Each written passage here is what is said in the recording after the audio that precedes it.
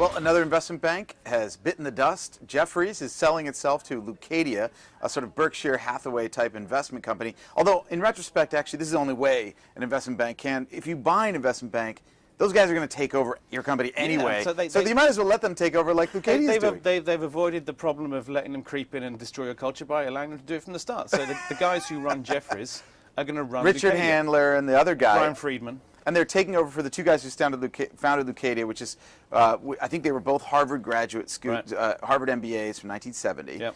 And they've got investments. No, this is the funny thing, like the synergies, as it were. This is not your regular M&A deal for a bank. It's not like you got cost cuts and whatever. I mean, these guys at Leucadia, they own a beef processing plant.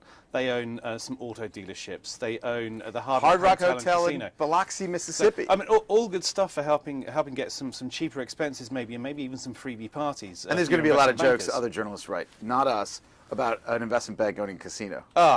We'd never make such a But there is joke. actually a really clever wheeze here. I mean, the Leucadia guys have this deferred tax asset, don't they? Yeah, they've lost some money on a couple couple of of investments. They lose it. Well, yeah, exactly. And they've got 1.4 billion of deferred tax assets from a couple of investments that have gone wrong. And you get a certain amount of time you're allowed to use that, but only if you're earning a certain amount of money, or enough money over a period of time. Right.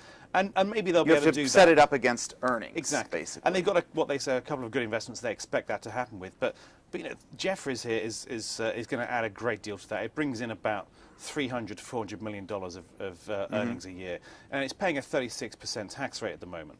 So you know, it's fiddle with the numbers a little bit.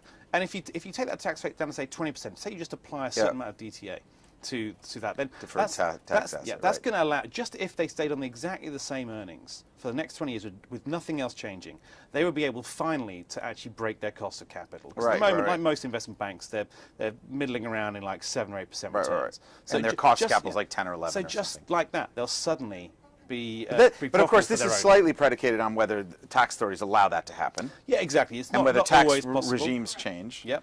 But it seems like it's a kind of a clever financial engineer. All other things being deal. equal, it allows you to use it, and it's great. All right, there's no cost synergies to speak of, but you get this wonderful 1.4 billion. You can call it financing or tax synergies. Yeah, exactly. I suppose. And I think at the moment, I think Leucadia's share price is down about to the tune of about so it's about $200 million of value. So and that's far less than the premium, which was about 600 if you include the 28% that Leucadia already owned. Right. Okay. Well, interesting. You know, we wouldn't expect anything but a very clever deal out of Jefferies. Oh yes. But one with all sorts of questions. Exactly. All right. Well, thanks a lot. We'll be back with more Breaking Views tomorrow.